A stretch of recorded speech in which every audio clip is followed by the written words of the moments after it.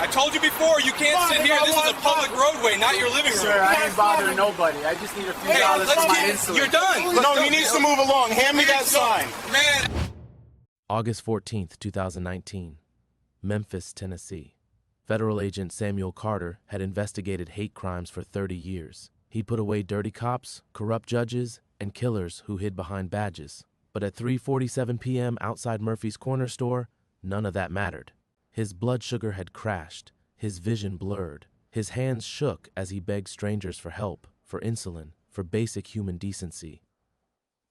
Officer Derek Mullins saw something else entirely, a black man on his knees, a chance to remind everyone who really ran this city.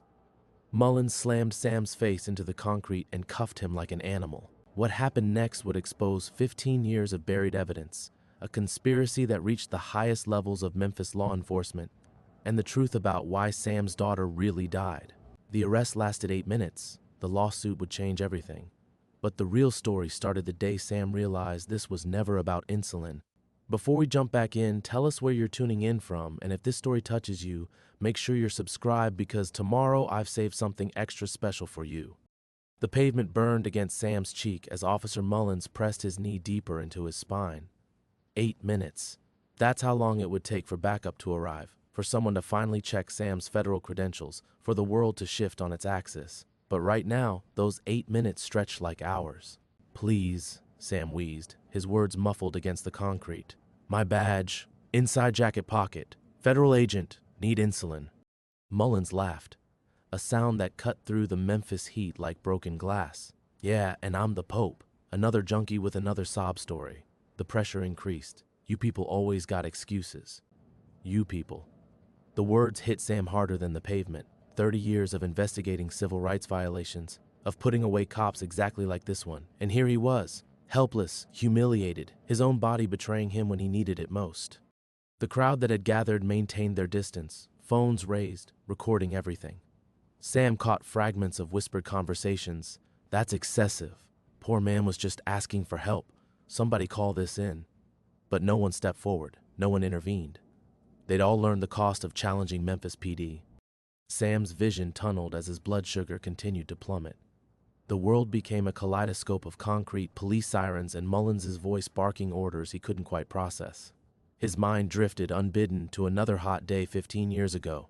Another uniform, another voice saying "you people" while his 16-year-old daughter lay dying on their front lawn. Diabetic emergency, he'd screamed at the paramedic team that day. "She needs insulin now." But they'd taken their time, asked questions, made assumptions. By the time they'd loaded Maya into the ambulance, it was too late. The memory snapped Sam back to the present. Mullins was searching his jacket now, roughly pawing through pockets. When his fingers found the federal badge and ID, everything stopped. "What the hell?" Mullins muttered, his voice losing its swagger. Sam felt the knee lift slightly off his back.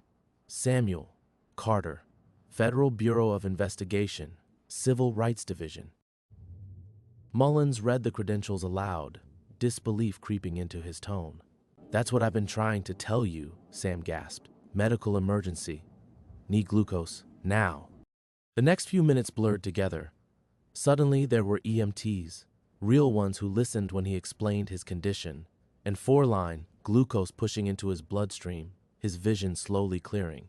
Mullins had stepped back, conferring in hushed tones with his sergeant, but Sam caught pieces. How was I supposed to know? Looked like any other liability nightmare. As the glucose worked its way through his system, Sam's federal training kicked back in. He studied Mullins' face, memorizing every detail. The man was in his early 40s, weathered skin, cold blue eyes that kept darting between Sam and the growing crowd. There was something familiar about him, something that nagged at the edges of Sam's consciousness, but his mind was still too foggy to place it. Agent Carter, the EMT, a young black woman whose name tag read Johnson, leaned over him. "How are you feeling?" "Better, thank you." Sam struggled to sit up on the stretcher they'd loaded him onto. "What's your first name, Johnson?" "Keisha, sir." "Keisha, I need you to document everything. Every detail of my condition when you arrived, the treatment you provided, timeline of events, everything." She nodded, understanding immediately. "Yes, sir." Already started. Sam looked past her to where Mullins stood, still clutching his badge and ID. Their eyes met across the distance, and Sam saw something shift in the officer's expression. Recognition, maybe, or fear. 30 years, Sam said, loud enough for Mullins to hear. 30 years investigating cops who think their badge gives them the right to brutalize people who don't look like them. Mullins approached cautiously, holding out the credentials.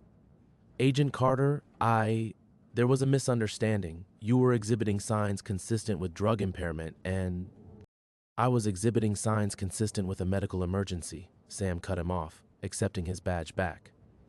Signs you would have recognized if you'd bothered to listen instead of assuming. The crowd was larger now, maybe 40 people, all with phones trained on the scene. Sam knew this footage would be online within the hour, analyzed and dissected across social media platforms. Good. Let the world see. We'll need your full report within 24 hours, officer. Sam squinted at Mullins' name tag. Mullins. Derek Mullins. The name echoed in Sam's still recovering mind, triggering something just out of reach. Why did that name sound familiar? As the EMTs prepared to transport him to the hospital for observation, Sam made a mental note to run a full background check on Officer Derek Mullins the moment he got back to his hotel. Something about this whole encounter felt wrong, beyond the obvious racism and excessive force. Too convenient, too targeted. In 30 years of federal service, Sam had learned to trust his instincts.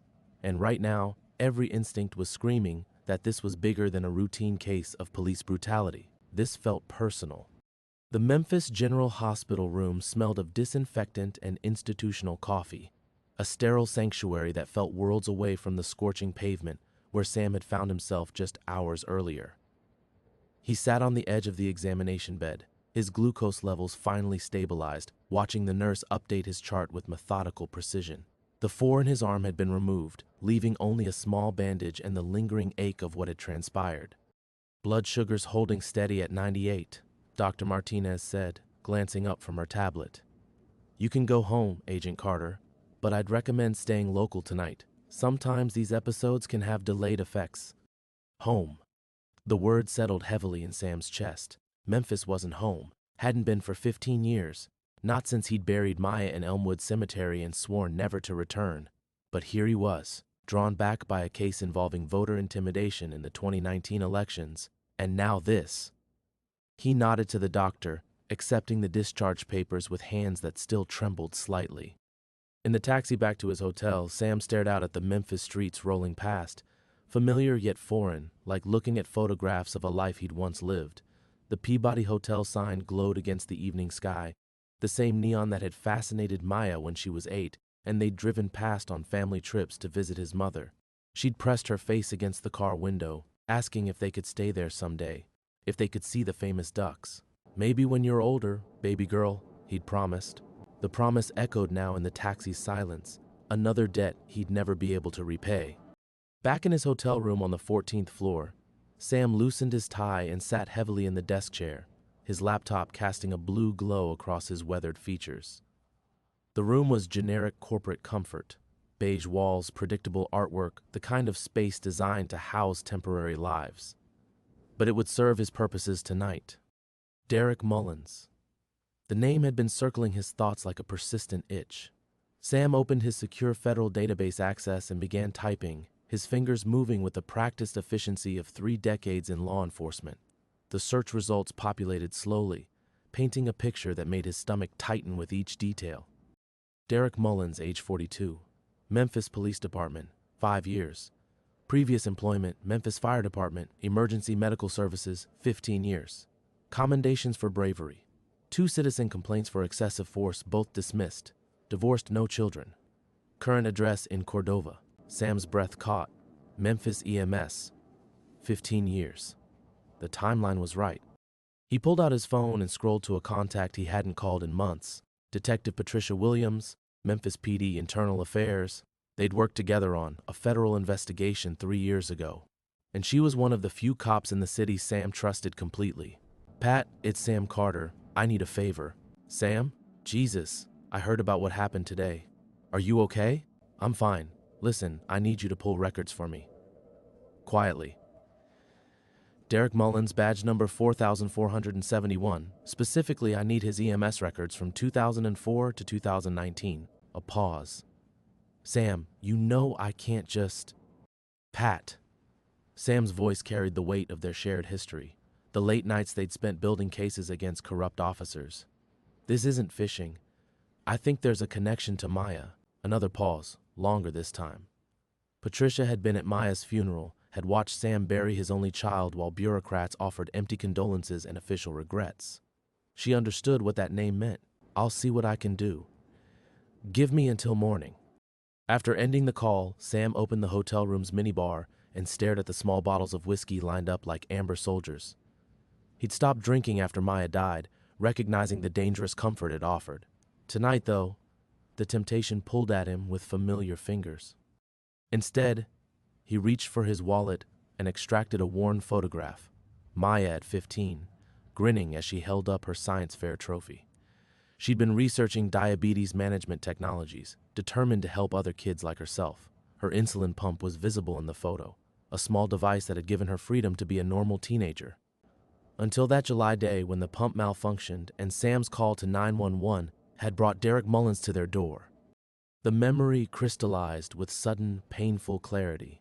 The paramedic who'd taken 27 minutes to administer life-saving medication, who'd questioned whether Maya really needed insulin, who'd suggested she might be faking the severity of her symptoms, who'd used the phrase, "you people," when Sam had demanded faster treatment. Sam's hands shook as he set the photograph on the desk beside his laptop. The face that had haunted his dreams for 15 years now had a name, a badge number, a current address. The man who'd let his daughter die was now the officer who'd brutalized him on a Memphis street. This wasn't coincidence. 30 years of federal investigations had taught him that coincidences this precise didn't exist. Outside his hotel window, Memphis sprawled beneath a canopy of summer stars, the same sky that had watched over Maya's final moments. Sam touched the photograph gently, a ritual he'd performed thousands of times. "I'm going to get him, baby girl," he whispered to the empty room. "I promise." Sam's phone buzzed against the hotel desk at 6:47 a.m., the harsh electronic sound cutting through the Memphis dawn like a blade. He'd been awake for hours, staring at Maya's photograph while his mind churned through 15 years of suppressed memories, but the caller ID made his blood freeze. Dr. Elizabeth Reeves, Chief Medical Examiner, Shelby County. They hadn't spoken since Maya's autopsy, a conversation that had nearly destroyed what remained of Sam's sanity. He stared at the screen for 3 rings before answering. "Dr. Reeves." "Sam." Her voice carried the same clinical precision he remembered, but there was something else now. Urgency, fear. "I need to see you, today. It's about Maya." The words hit him like a physical blow. "What about Maya?" "She's been dead for 15 years. That's what I need to talk to you about. Not over the phone. Can you come to my office?" Sam's grip tightened on the device. "Elizabeth, what the hell?" "1 hour, Sam. Please. There are things I should have told you years ago. Things I was afraid to tell you." The line went dead. Sam sat in the growing morning light, his hands shaking worse than they had during yesterday's diabetic episode. Dr. Reeves had performed Maya's autopsy personally, a courtesy, she'd called it, given Sam's federal status. The cause of death had been listed as diabetic ketoacidosis due to equipment failure and delayed medical intervention. Tragic, but not criminal. Case closed. But her voice just now had carried the weight of secrets, and Sam knew that tone intimately. 30 years of extracting confessions had taught him to recognize when someone was finally ready to unburden themselves of a truth they'd been carrying too long. The Shelby County Medical Examiner's office occupied a sterile concrete building that squatted like a gray tomb in the government complex. Sam had walked these halls once before, on the worst day of his life, to identify his daughter's body and sign papers that reduced her vibrant existence to bureaucratic documentation. Dr. Reeves met him at the security entrance personally, another troubling sign. She was in her 60s now, her auburn hair gone silver, but her eyes held the same sharp intelligence that had made her one of the most respected forensic pathologists in the Southeast. "Thank you for coming," she said, her voice barely above a whisper. "My office." They walked in silence through corridors lined with institutional beige, past laboratories where technicians bent over microscopes and evidence tables. The familiar smell of formaldehyde and industrial disinfectant triggered memories Sam had spent years trying to suppress. Dr. Reeves closed her office door and activated what Sam recognized as a white noise generator. the kind used in secure facilities to prevent electronic surveillance. His federal instincts sharpened immediately. "Elizabeth, what's going on?" She moved to a filing cabinet, her movements deliberate but nervous. "Yesterday's incident with Officer Mullins. It wasn't random, was it? You've connected him to Maya's death. How do you know about yesterday?" "Because I've been watching him for 15 years. She turned, holding a manila folder that looked like it had been handled countless times. Watching them all. Sam felt the ground shifting beneath his feet. Them all?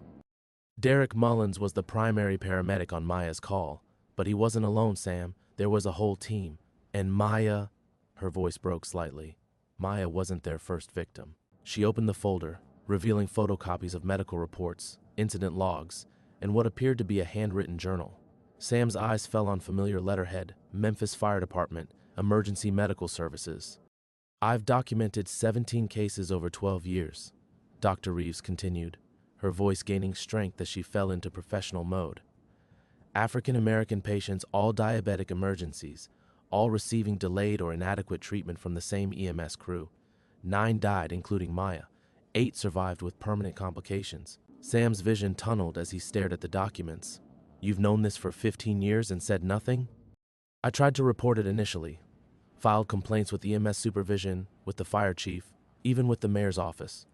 I was told I was seeing patterns where none existed, that I was being emotional about isolated incidents." Her laugh was bitter. "Then Captain Morrison paid me a visit." "Morrison?" "Fire department brass. He made it clear that my observations were unwelcome, that my position as medical examiner was a political appointment that could be easily revoked. He suggested I focus on my job and let others handle theirs." Sam's hands clenched into fists.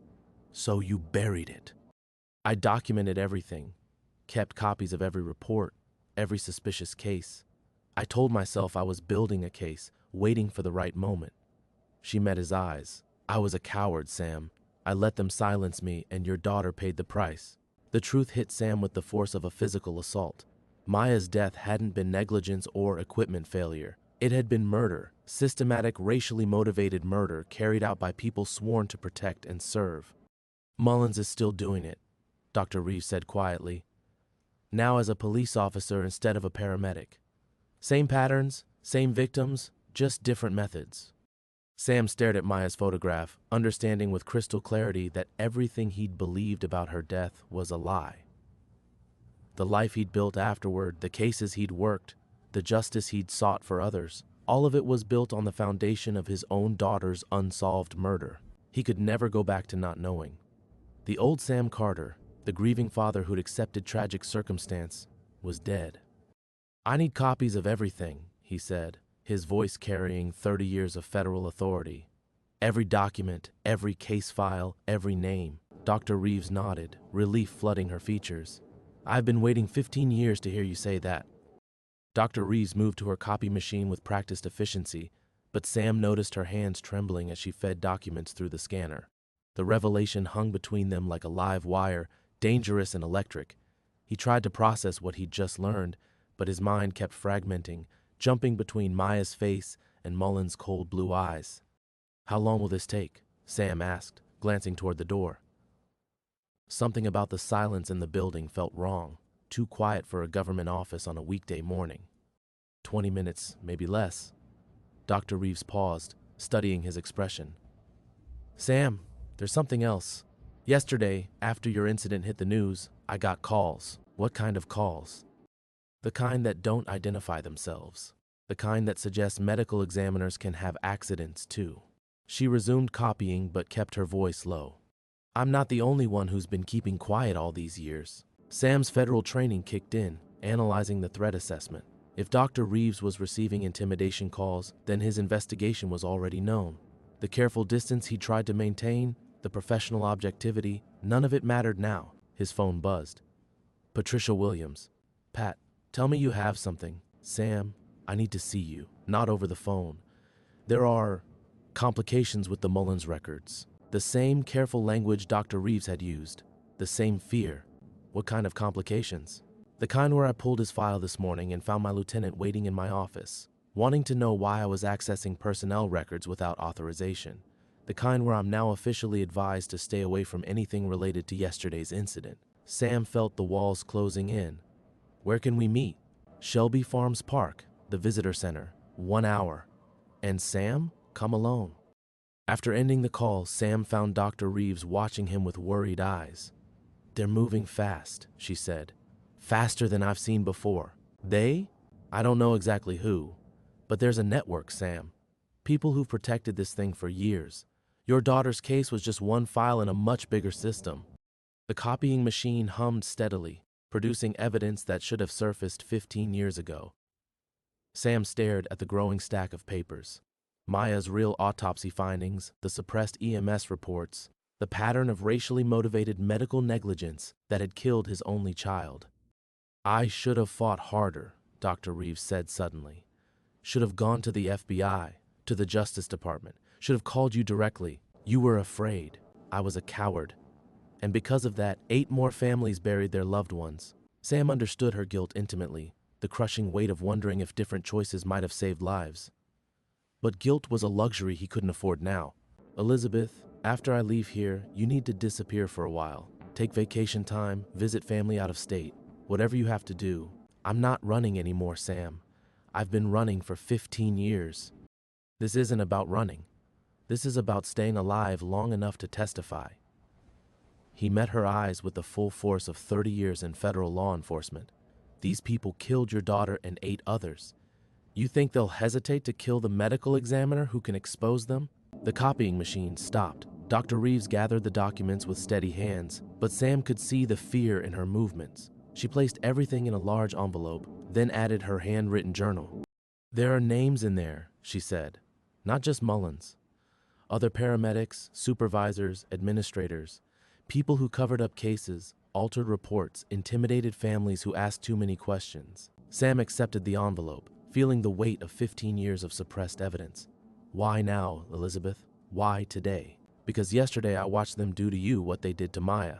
Same contempt, same assumptions, same disregard for human dignity. And I realized that if I stayed silent now, I'd be complicit in whatever comes next. She walked him to the door, then hesitated. Sam, there's one more thing. The night Maya died, after the paramedics left, Derek Mullins came back to the house. Do you remember? Sam's memory lurched. Yes, Mullins had returned an hour later, claiming he'd left some equipment, had asked to use their bathroom, spent several minutes inside while Sam sat broken in Maya's bedroom. He planted something, Sam said, understanding flooding through him. Or took something. I think he was looking for Maya's insulin pump, the one that supposedly malfunctioned. Because if anyone ever analyzed it properly, they'd find out it was sabotaged. Dr. Reeves nodded grimly. Maya's pump was never found, Sam. It disappeared from the evidence inventory 3 days after her death. Sam stared down the hallway toward the exit, calculating distances and angles like he was planning a tactical operation. Because that's what this had become, a war zone where his daughter had been the first casualty, and yesterday's incident was just the opening shot of a much larger battle. 15 years, he whispered. I know. I'm sorry. Sam straightened his shoulders, feeling something cold and determined settling in his chest. The careful, methodical federal agent was gone. In his place stood a father with nothing left to lose. The envelope felt heavier with each step Sam took toward the parking garage, as if Dr. Reeves had transferred not just documents, but the accumulated weight of 15 years of complicity. The fluorescent lights buzzed overhead, casting harsh shadows that seemed to follow him through the concrete corridors. He reached his rental car and sat in the driver's seat without starting the engine, staring at the manila envelope that contained proof of his daughter's murder. His hands moved automatically to open it, then stopped. Once he read these files, once he saw the evidence in black and white, there would be no retreat into the comfortable fiction of tragic accident. Maya's death would transform from personal grief into a federal case, and Sam Carter, the grieving father, would have to become Sam Carter, the federal investigator hunting his own child's killers. The first document made his breath catch. Maya's original autopsy report, not the sanitized version he'd been given, but Dr. Reeves's initial findings. Puncture wounds on Maya's arm that were inconsistent with normal medical treatment, signs of prolonged insulin deprivation despite the presence of her emergency kit. Most damning of all, trace evidence of a paralytic agent that would have prevented Maya from administering her own medication while keeping her conscious enough to experience every moment of her slow death. They hadn't just let his daughter die, they had tortured her. Sam's vision blurred as rage and grief collided in his chest. The careful emotional control he'd maintained for 15 years cracked like ice under pressure. He was dimly aware of making sounds, animal noises of pain and fury that echoed off the garage walls. His phone rang. Unknown number. Carter. Agent Carter, this is Captain Morrison, Memphis Fire Department. The voice was smooth, professional, and carried the easy confidence of someone accustomed to being obeyed. I understand you've been asking questions about departmental personnel. Sam forced his voice steady. I haven't been asking questions, Captain. I've been gathering evidence. Evidence of what, exactly? Murder. Systematic, racially motivated murder carried out by your EMS crews over more than a decade. A pause. When Morrison spoke again, the professional courtesy had vanished. That's a serious accusation, Agent Carter. The kind that could destroy a man's career if he couldn't substantiate it. The kind that could make a grieving father look unstable, paranoid even. Is that a threat? It's advice. From someone who's seen what happens when federal agents overstep their authority in local matters. Your daughter's death was investigated thoroughly. Case closed. I suggest you focus on your own recovery from yesterday's unfortunate incident. Sam's grip tightened on the phone. Yesterday's incident put me face to face with the same paramedic who killed my daughter, Derek Mullins. You remember him, don't you, Captain? One of your boys. Derek Mullins left the fire department 5 years ago to pursue other opportunities. Any connection you're imagining is the product of trauma and coincidence. Then you won't mind if I conduct a federal investigation into his EMS records, and the records of his crew, and the death statistics for black diabetic patients in Memphis over the past 15 years. The silence stretched longer this time. When Morrison spoke again, his voice had dropped to something barely above a whisper. Agent Carter, I'm going to say this once. Your daughter died of natural causes complicated by equipment failure and delayed response time. That's what happened. That's what the official record states. Pursuing any other theory would be inadvisable. Inadvisable for who? For everyone involved, including you. The line went dead. Sam sat in the silence of the parking garage, understanding with crystal clarity that he'd just been threatened by someone who knew exactly what Mullins had done to Maya. Someone who had protected the conspiracy for 15 years and would continue protecting it unless Sam could expose the entire network. He opened Dr. Reeves' journal, her handwritten notes spanning years of documentation. The pattern was unmistakable. Black patients suffering diabetic emergencies, all receiving treatment from crews that included Derek Mullins or his associates, all experiencing mysterious delays, equipment failures, or misdiagnoses. The survival rate was less than 50% compared to 93% for white patients with similar emergencies. But it was the final entry that stopped Sam's heart. June 15, 2019. Received call from unknown source indicating federal agent Samuel Carter would be visiting Memphis. Agent Carter is father of Maya Carter, 2004 victim. Source requested notification if Agent Carter experienced any medical difficulties during his stay. I believe they are planning to target him. Dr. Reeves had known. She'd known they were coming for him and hadn't warned him. The woman who'd spent 15 years documenting their crimes had let him walk into Mullins' trap. Sam's phone buzzed with a text message from an unknown number. Your meeting with Detective Williams has been canceled. Permanently. The parking garage suddenly felt like a tomb, its concrete walls closing in around him. They knew about Patricia. They knew about Dr. Reeves. They knew about everything. Maya's photograph smiled at him from the passenger seat, frozen at 15, never knowing that her death was just the beginning of something much larger and more evil than either of them had imagined. Sam started the engine with hands that no longer shook. The time for grief had ended. The war had begun. Sam drove through Memphis streets that no longer felt familiar, his mind reeling from Dr. Reeves's final journal entry. She had known they were targeting him, known and said nothing. The woman he'd trusted with his daughter's memory had watched him walk directly into Mullins' crosshairs. But something nagged at him as he replayed their conversation. The timing felt wrong. If Dr. Reeves had truly wanted him silenced, why give him the evidence? Why risk everything to hand over 15 years of documentation that could destroy the entire conspiracy? His phone rang. Patricia Williams. Pat, thank God. I got a text saying, Sam, where are you? Her voice was tight with fear. Driving to Shelby Farms. What happened to our meeting? I never canceled anything. Sam, you need to get somewhere safe. My lieutenant just informed me that there's been a development in your case. Sam's blood chilled. What kind of development? Derek Mullins is dead. The rental car swerved as Sam processed the words. What? Found in his apartment 2 hours ago. Single gunshot to the head. No signs of forced entry, no witnesses. It looks like suicide, but it's not. Sam, they're going to try to pin this on you.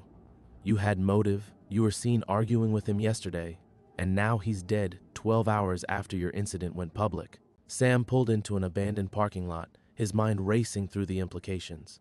With Mullins dead, the conspiracy had just eliminated its most vulnerable link while simultaneously framing Sam for murder. There's more, Patricia continued. I managed to pull some of Mullins' records before they shut me down. Sam, the man had a second job. What kind of job? Private security, high-end stuff, government contracts. The kind of work that requires serious clearance levels. Sam felt pieces of a larger puzzle clicking into place. Who did he work for? That's where it gets interesting. The company is called Meridian Solutions. On paper, they provide security consulting for federal agencies. But dig deeper and you find something else entirely. Patricia, just tell me. They specialize in what they call domestic threat assessment and neutralization. I think Derek Mullins was a professional killer, Sam, and I think your daughter wasn't his first federal target. The world tilted on its axis. Maya hadn't died because she was black. She died because she was the daughter of a federal agent who investigated civil rights violations. Someone had ordered her murder to send Sam a message, to break him, to neutralize his effectiveness as an investigator. Who hired him? Sam's voice came out as a growl. I don't know yet. But Sam, there's something else. I cross-referenced Mullins' employment dates with your case history. Every major civil rights investigation you've worked in the past 15 years, Derek Mullins or his Meridian associates were in that city within the same time frame. Sam's vision blurred as the full scope of the conspiracy revealed itself. They hadn't just killed Maya. They'd been watching him, stalking his cases, undermining his work for 15 years.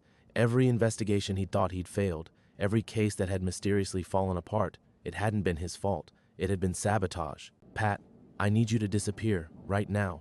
Take vacation time, get out of Memphis. I'm not abandoning this case. They just murdered Derek Mullins to frame me.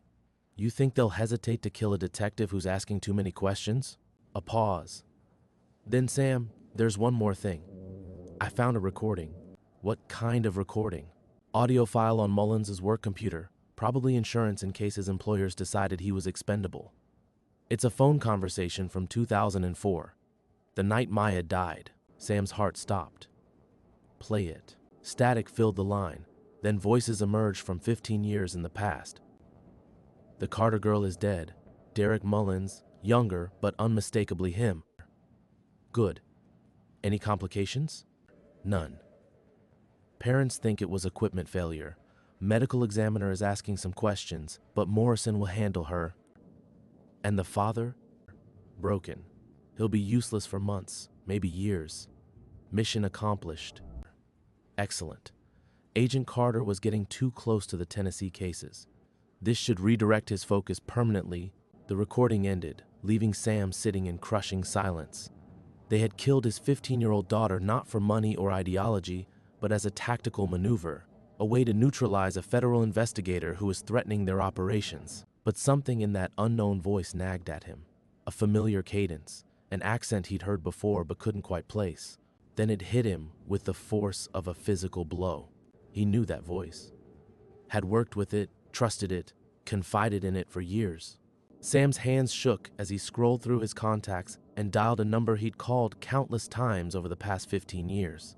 Carter, thank God you called. I heard about the Memphis situation. How can I help? Hello, Director Walsh, Sam said quietly. We need to talk. The silence on the other end told Sam everything he needed to know.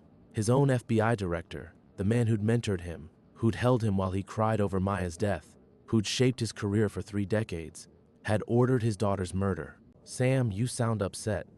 Why don't you come in and we'll discuss whatever's troubling you? Did you really think I'd never figure it out? Another pause. When Director Walsh spoke again, his voice carried a cold arrogance Sam had never heard before. Honestly, I thought losing Maya would break you permanently.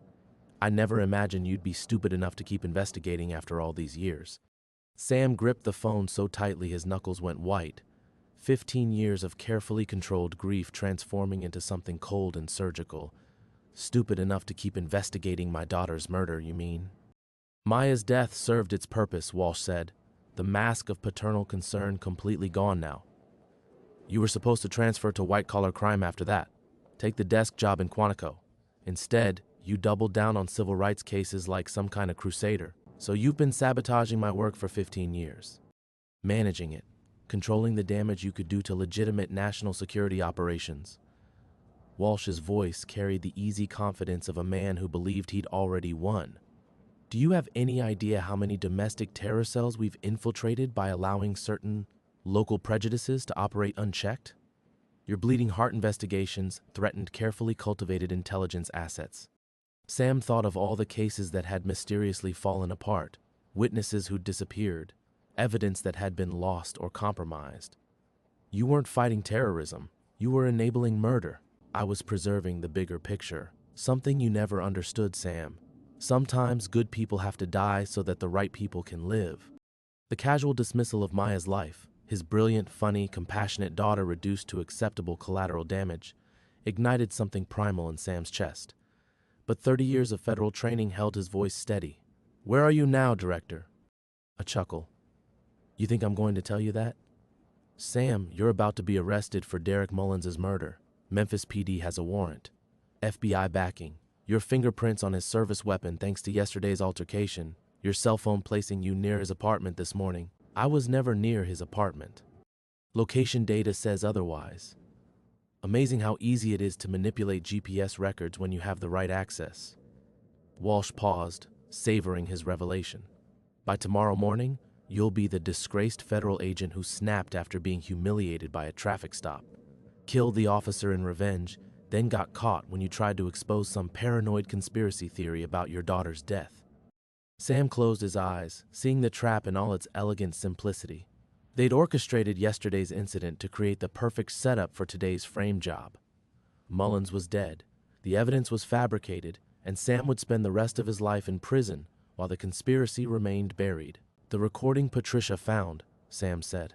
That was intentional too. Of course. We needed you to call me, to confirm what I already knew, that you'd figured out too much to be allowed to continue breathing.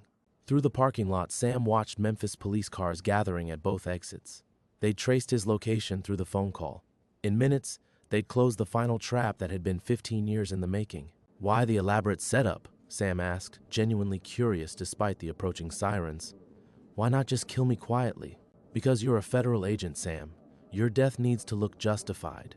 Self-defense during arrest, or suicide in custody, or a tragic accident during interrogation. The Memphis incident gave us the perfect opportunity to destroy your credibility first, and Dr. Reeves will unfortunately be found dead in her home tonight. Apparent suicide brought on by guilt over her role in covering up Maya's death. She'll leave behind a full confession, absolving the fire department of any wrongdoing. The police cars were moving now, forming a tactical perimeter. Sam estimated 30 seconds before they had him surrounded. But something Walsh had said nagged at him, a crack in the careful facade. You made one mistake, Sam said quietly. Did the first? You assumed I came to Memphis alone. Sam allowed himself a small smile. I've been a federal investigator for 30 years, Director. You think I'd walk into a potential conspiracy without backup? For the first time, uncertainty crept into Walsh's voice. What backup? The kind that doesn't report to you. Sam's smile widened as understanding dawned on his former mentor's face. The kind that's been recording this entire conversation while simultaneously uploading copies to the Washington Post, the New York Times, and the Department of Justice Inspector General. The silence stretched long enough for Sam to count approaching footsteps. When Walsh spoke again, his voice carried naked rage. You have no idea what you've just destroyed. I know exactly what I've destroyed. The same thing that destroyed my daughter. This won't end with my arrest, Sam. There are others. People in positions you can't imagine, with resources you can't comprehend. They'll hunt you until you're dead. Let them try. Sam ended the call and placed his hands on the steering wheel as Memphis police surrounded his car, knowing that in the next few hours, everything would change. The conspiracy that had operated in darkness for decades would be dragged into the light. Maya's photograph watched from the passenger seat, her smile no longer a symbol of loss but of justice finally coming home. The Memphis police officers approached Sam's car with weapons drawn, their faces tense with the anticipation of arresting a supposedly dangerous federal agent. Sam kept his hands visible on the steering wheel, knowing that any sudden movement could provide them with the excuse they needed to end this permanently. "Samuel Carter, exit the vehicle slowly with your hands visible," the lead officer commanded through a megaphone. Sam complied, stepping out with deliberate precision. As the handcuffs clicked around his wrists, he felt an unexpected sense of peace. For 15 years, he'd carried the weight of not knowing why Maya had died. Now, finally, he knew. And more importantly, the world would know.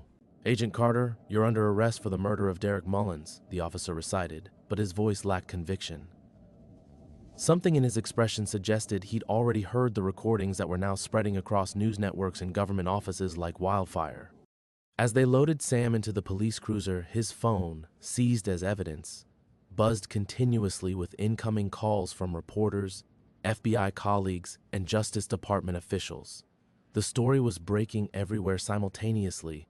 FBI Director Walsh's confession to ordering the murder of a federal agent's daughter, the systematic targeting of civil rights investigators, the decades-long conspiracy to protect racially motivated killings.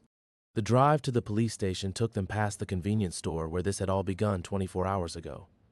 Sam stared out the window at the ordinary street corner where Derek Mullins had made his final mistake, underestimating the man whose daughter he'd murdered. The same arrogance that had led Walsh to confess everything over an open line, believing his trap was perfect. At police headquarters, chaos reigned.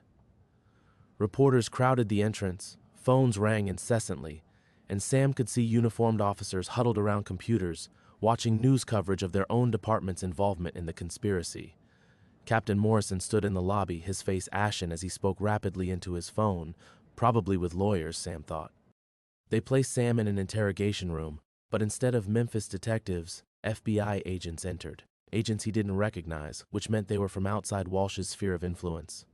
The older agent, a woman with steel gray hair and intelligent eyes, introduced herself as Assistant Director Sarah Chen from the Inspector General's office.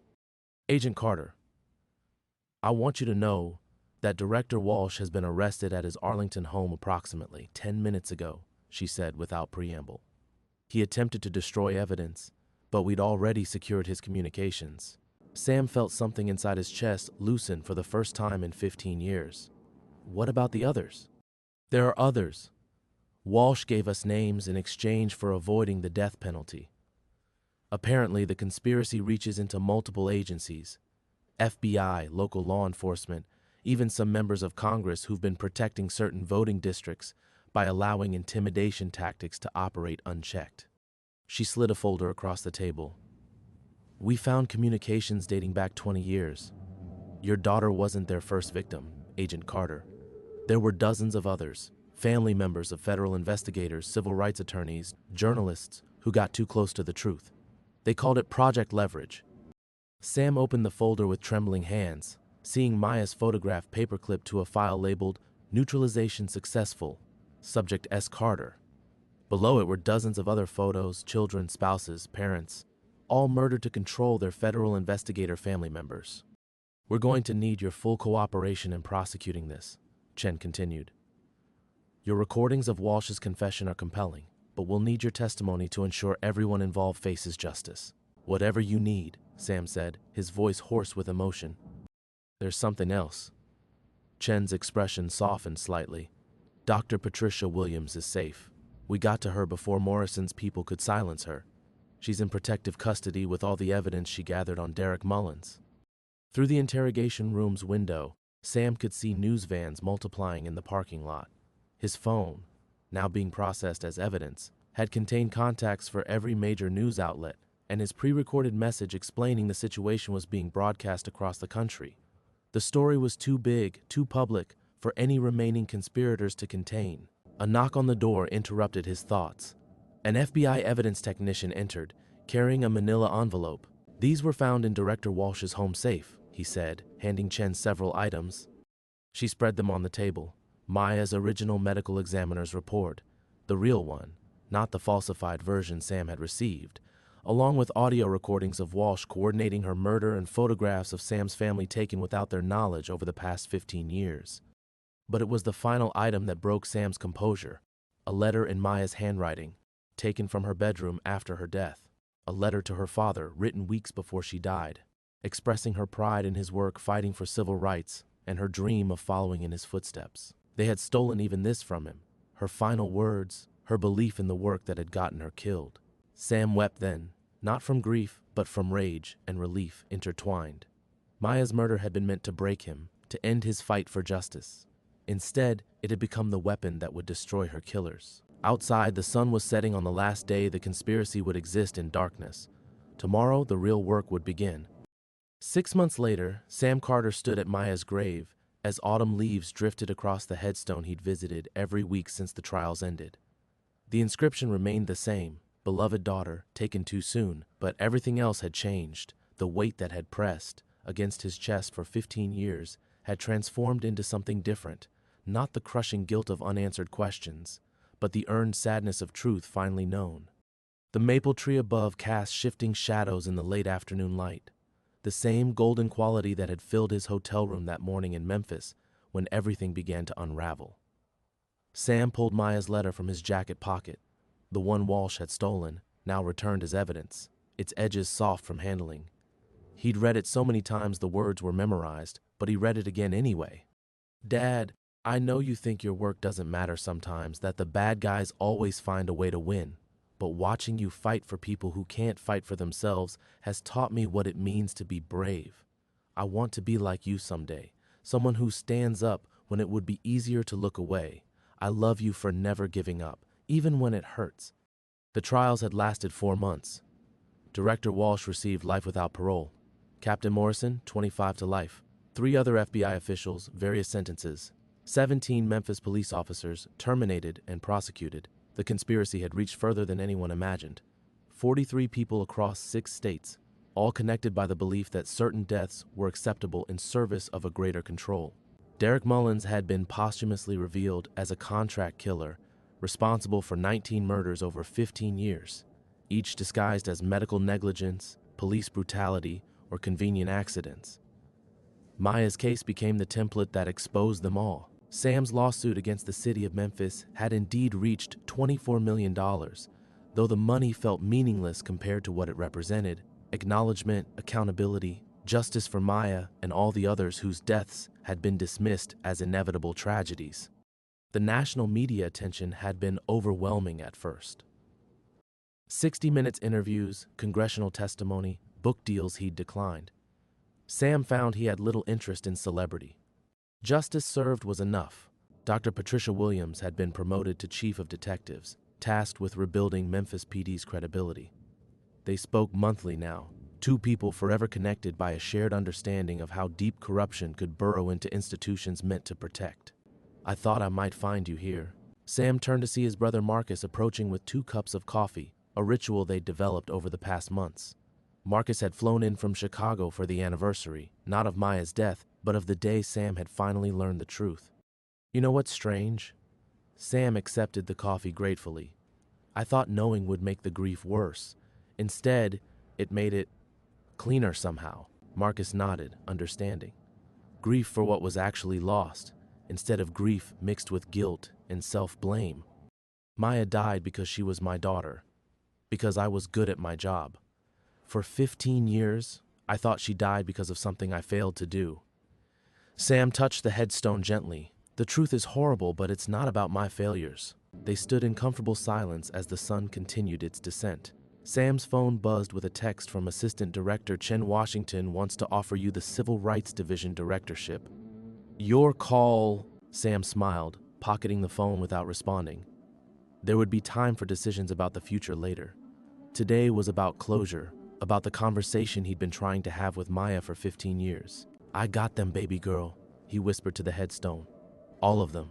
The wind stirred the leaves above, and for a moment Sam could almost hear Maya's laugh. Not the way it sounded in his memories of loss, but the way it had actually been. Bright, fearless, full of belief in her father's work. Marcus squeezed his shoulder. She'd be proud of you. She'd be 30 now. probably fighting the same fights, asking the same hard questions. Sam's voice held sadness, but it was the clean sadness of love rather than the poisonous sadness of unresolved trauma. As they walked back toward the car, Sam thought about the convenience store in Memphis where this had all started. The owner had called him last week, wanting to thank him for exposing the police corruption that had plagued the neighborhood for years. Funny how getting arrested for needing insulin had led to the largest civil rights investigation in a decade. Maya's photograph sat on his dashboard as they drove home, but now her smile looked different. Not frozen in time by tragedy, but timeless in the way truth becomes timeless once it's finally spoken. Tomorrow, Sam would probably accept the promotion and spend his remaining years building the kind of civil rights division Maya had dreamed of joining. But today, he was simply a father who had finally kept his promise to seek justice for his daughter. The last of the autumn light faded behind them, gentle and golden, carrying no weight except the weight of peace.